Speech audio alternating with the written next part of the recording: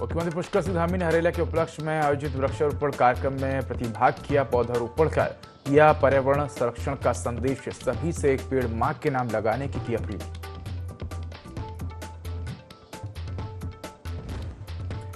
मुख्यमंत्री पुष्कर सिंह धामी का हल्द्वानी द्वारा कुमाऊं मंडल में आई आपदा की करेंगे समीक्षा। बीजेपी पदाधिकारियों से भी करेंगे संवाद।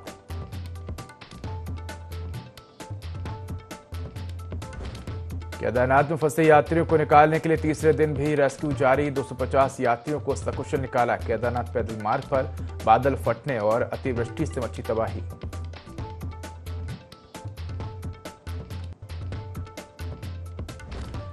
उत्तराखंड का मानसून सत्र तय। गैरसैंण में होगा विधानसभा सत्र। 21 से 23 अगस्त तक चलेगा सत्र।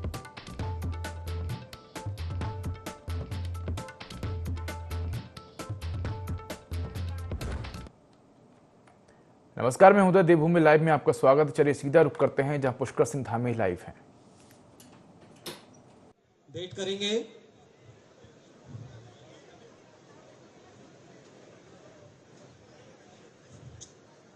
माननीय विधायक जी को पुष्पगुच्छ भेंट करेंगे। शिखर भट्ट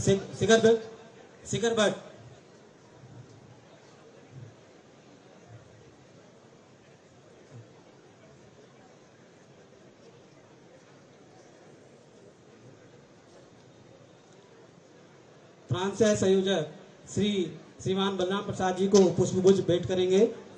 दीपक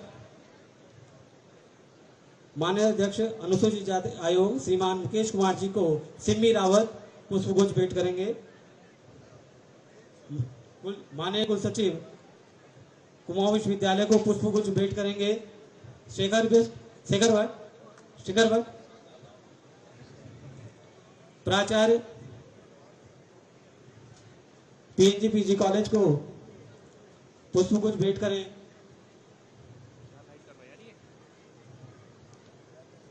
पीयूष जोशी, श्री वीरेंद्र रावत जी ग्रामीण मंडल अध्यक्ष को पुष्पगुच्छ भेंट करेंगे। शेखर भट्ट जी, श्री मदन जोशी नगर अध्यक्ष भाजपा को पुष्पगुच्छ भेंट करेंगे। दीपक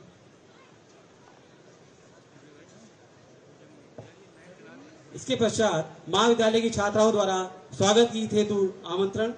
महाविद्यालय की छात्राएं स्वागत गीत प्रस्तुत करें।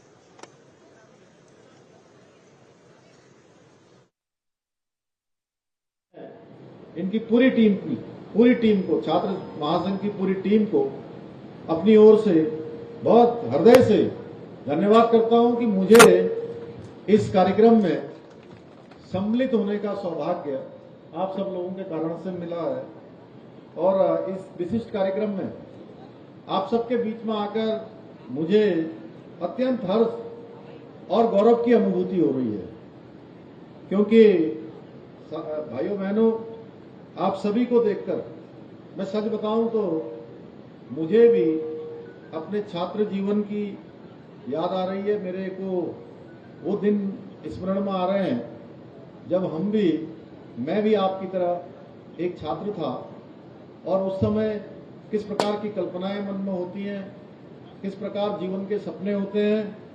वो सुनहरे दिन मैं कहूँगा, और वो सुनहरे दिन मैं इसलिए कह रहा हूँ, आप सब लोग अपनी बातों में व्यस्त होंगे, लेकिन एक बात मेरी जरूर सुनना। वो मैं जो आपसे कहना चाहता हूं, मैंने कहा कि मुझे अपने सुनहरे दिन मुझे याद आ रहे हैं। वो सुनहरे दिन मैं इसलिए कह रहा हूं कि वो सुनहरे दिन जिन दिनों में हम सब लोग छात्र और छात्रा के रूप में महाविद्यालय में, पीजी कॉलेज में या विश्वविद्यालय में पढ़ते हैं या हम विद्यालय में पढ़ते हैं, ये दिन हमारे जीवन में कभी फिर दोबारा लौट कर नहीं आते हैं। चलिए तो रुक करते हैं खबरों की ओर, जहां मुख्यमंत्री पुष्कर सिंह धामी ने हरेला के उपलक्ष्य में देहरादून में आयोजित वृक्षारोपण कार्यक्रम में प्रतिभाग किया। इस दौरान सीएम पुष्कर सिंह धामी ने पौधारोपण कर पर्यावरण संरक्षण का संदेश दिया और सभी से एक पेड़ मां के नाम पर लगाने की अपील की। एक पेड़ मां के नाम अभियान के अंतर्गत पूरे प्रदेश में पौधे रोपे जा रहे हैं। प्रदेश में सीएम धामी के नेतृत्व में बड़े स्तर पर पौधारोपण अभियान चल रहा है। अपनी माता के साथ भी पौधारोपण कर सीएम धामी ने अभियान से जुड़ने का संदेश दिया था।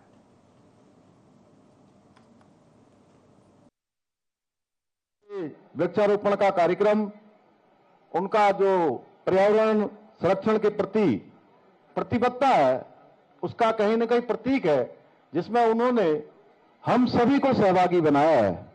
भाइयों बहनों, हम सभी जानते हैं कि ये जो वृक्ष है, प्रकृति है, ये हमारे जीवन का अभिन्न अंग है। किस प्रकार से ऑक्सीजन कम हो रही है, किस प्रकार से हम सब महसूस कर रहे हैं। आप लोगों ने महसूस किया होगा कि जितनी गर्मी इस वर्ष पड़ी है, शायद पहले के वर्षों में उतनी नहीं पड़ी है, पिछले वर्ष से ज्यादा पड़ी है। अगर यही क्रम बढ़ता रहा तो एक दिन जीवन दूभर हो जाएगा। इसके लिए ना हमें वृक्षारोपण के माध्यम से ये हमें शुद्ध ऑक्सीजन प्रदान करते हैं, हमारे पर्यावरण को संतुलित रखने में अपनी एक महत्वपूर्ण भूमिका निभाते हैं।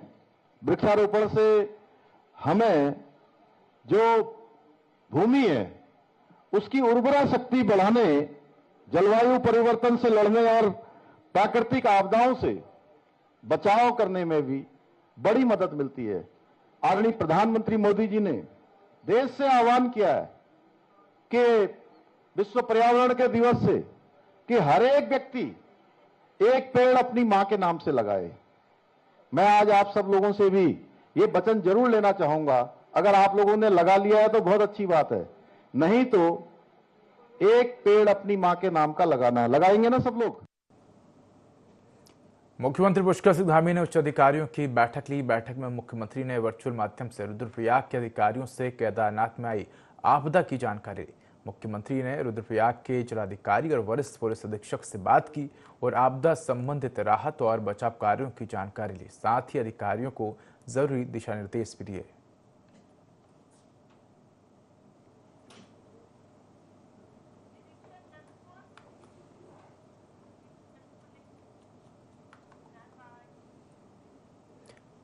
पशुपालन व गन्ना विकास मंत्री सौरभ बहुगुणा ऊधम सिंह नगर के जसपुर नादेही शुगर मिल पर निरीक्षण करने पहुंचे, जहां भाजपा कार्यकर्ताओं ने उनका जोरदार स्वागत किया। इस दौरान पूर्व विधायक शैलेंद्र मोहन सिंघल, जसपुर विधायक आदेश चौहान, भाजपा जिलाध्यक्ष मौजूद रहे। कैबिनेट मंत्री सौरभ बहुगुणा ने शुगर मिल का निरीक्षण किया और चीनी मिल अधिकारियों को आवश्यक दिशा निर्देश दिए। कैबिनेट मंत्री ने लोगों की समस्याओं को सुना और उनके निस्तारण के निर्देश भी दिए।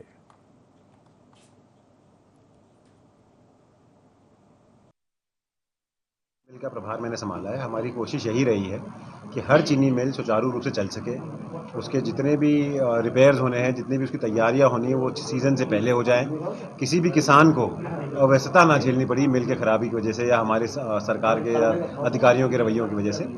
तो मैं आज नादेही चीनी मिल का निरीक्षण करने आया हूँ। जिलाध्यक्ष जी हैं, हमारे विधायक जी हैं, पूर्व विधायक जी यहाँ पर हैं, पार्टी के हमारे कार्यकर्तागण हैं, और मुझे नहीं लगता कि कोई भी ऐसी कमी कुछ एक दो पॉइंट उठाए गए हैं यहाँ पे लोकल लोगों के द्वारा।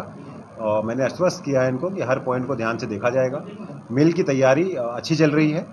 मैंने कोशिश यही करी कि हमारी सरकार की तरफ से और मिल के प्रबंधन की तरफ से ये कोशिश करी जाएगी कि 31 अक्टूबर तक इसका फाइनल ट्रायल रन करके हम मिल को तैयार कर दें, ताकि सीज़न आने पे मिल समय पे शुरू भी हो सके, ब्रेकडाउन्स ना हो और हमारे किसानों को फायदा मिल सके। उत्तराखंड में निकाय चुनाव होने के साथ ही पंचायत चुनाव और केदारनाथ सीट पर उपचुनाव होने हैं, जिसको लेकर भाजपा की तैयारी लगातार जारी है। भाजपा प्रदेश उपाध्यक्ष ज्योति प्रसाद गैरोला ने कहा कि भाजपा हमेशा चुनावी मोड में रहती है। जहां कहीं बूथ स्तर पर या शक्ति केंद्र स्तर पर कार्य पार्टी को करने हैं। जैसे जैसे चुनाव की तिथि नजदीक आएगी, पार्टी के कार्यों में भी तेजी आएगी।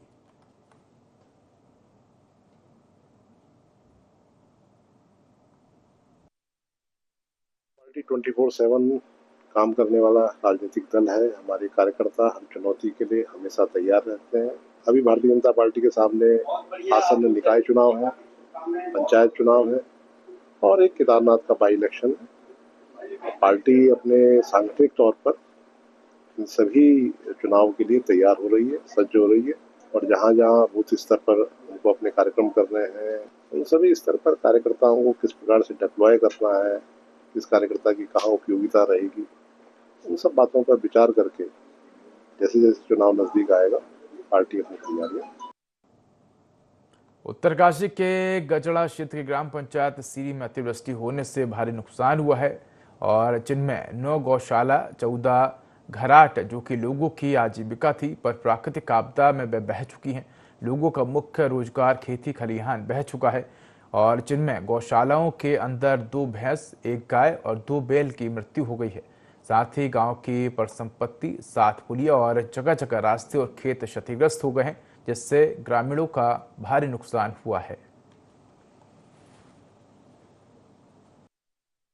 गरीब लोगों का रान मुना का अब क्या हम खाने वो का काम और राने गदर का मारू एक कमरा वो भी आप ढेर वालू सीधी बाढ़ गदरों डोकरी भी हमारी खाना तो नहीं रही। अब गरीब जनानी रान मुंडे छोटा मेरा छोटा बच्चा अब क्या कान में वो का नन में वो करियाला तुम दया मेरी की बस यार सारी खेत भी नहीं हुआ। अमुन कानो कानो अमुन के बात चलो पर बस तुम करी करे मदद करे बहुत। 31 तारीख शाम को 10 बजे जो है दैविक आपदा से हम लोग परेशान हुए हैं, जिससे जो है लाखों करोड़ों का नुकसान हुआ है, जिससे हमारे जो है गाय, भैंस, बैल, छानियाँ कम से कम 700 तक छानियाँ और 15-16 घराट बह गए हैं और जिससे जो है सारे रास्ते अवरुद्ध है, सारी व्यवस्थाएं ठप है।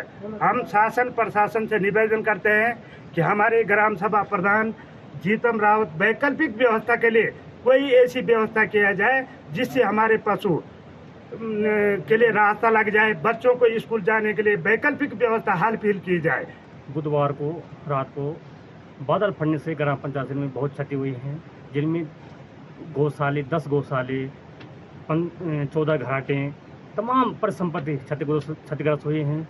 मैं शासन प्रशासन से निवेदन करना चाहता हूँ कि वो आप अधिक जो परिवार पीड़ित परिवार हैं, जिनके भैंस, गाय, बैल उसमें आपदा में बह गए हैं, उनको उचित मुआवजा दिलाया जाए और जो हमारी परिसंपत्ति है, पुलिया है, आम रास्ते है, परिसंपत्ति है, उनको उचित मुआवजा देने की कृपा करेंगे। दिनांक 31/7/2024 को रात्रि को अत्यधिक वर्षा होने से दूरा नामे तोट में और 10-11 पुलियां क्षतिग्रस्त होने पाई गई और घराट क्षति हुई वहाँ। तो खेतों ना खेत कासानों से ना खेत में कम से कम जो है 1-2 हेक्टेयर भूमि जो क्षति होने पाई गई। मकान की आंगन चौकी इसकी क्षति हुई। राकेश सिंह पुत्र पूर्ण सिंह का उसका आंगन चौक क्षतिग्रस्त हुआ, जिसको हमने जो है राहत वितरण कर दिया गया है।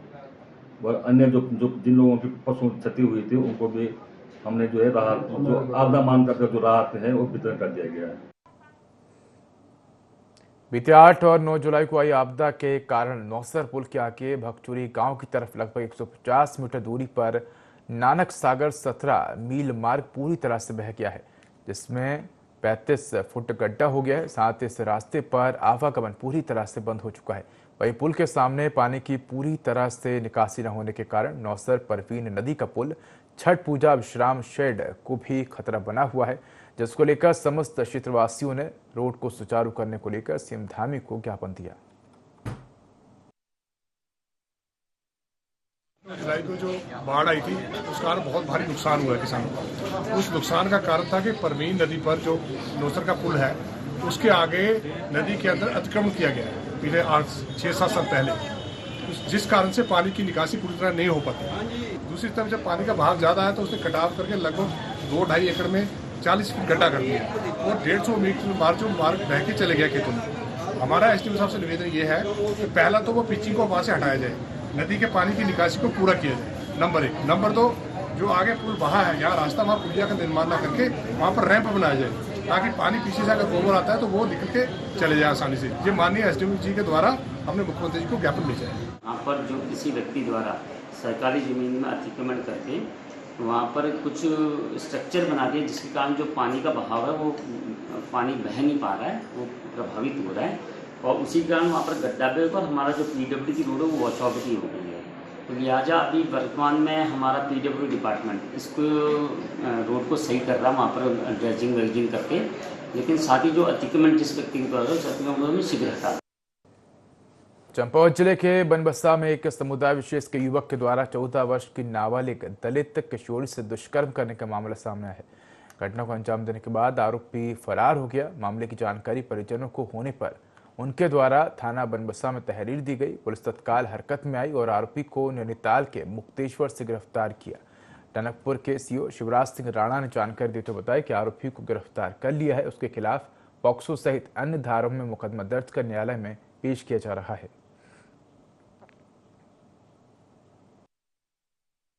जो है नाबालिग यहाँ कैनाल जो हमारे चौकी है बेल बंद कोर्ट पर, उसमें एक दूसरे समुदाय के लड़के द्वारा बलात्कार किया गया था और जिसमें पुलिस द्वारा तुरंत कार्रवाई करते हुए उसकी गिरफ्तारी की गई और उसमें माननीय न्यायालय में प्रेषित किया जा रहा है। सूबे की पहाड़ी क्षेत्रों में जहां भारी बारिश के चलते लगातार जनजीवन प्रभावित हो रहा है, वहीं जोशीमठ नगर क्षेत्र में देर रात हल्की झमाझम बारिश के बाद सुबह से आसपास की पहाड़ियां कोहरे की सफेद चादर ओढ़े हुए हैं। इधर बद्रीनाथ राष्ट्रीय राजमार्ग के तहत गोचर कर्णप्रयाग चमोली जोशीमठ बद्रीनाथ धाम तक मोटर मार्ग यातायात हेतु सामान्य सुचारू है। वहीं बद्रीनाथ धाम सहित हेमकुंड साहिब और वैली ऑफ फ्लावर्स की यात्रा सुचारू रूप से चल रही है।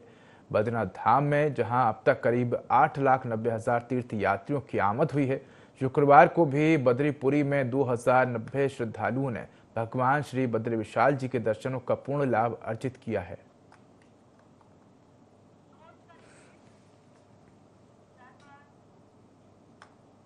फिलहाल इस बुलेटिन में इतना ही। खबरों का अधिक अपडेट के लिए देखते रहिए IND24। नमस्कार।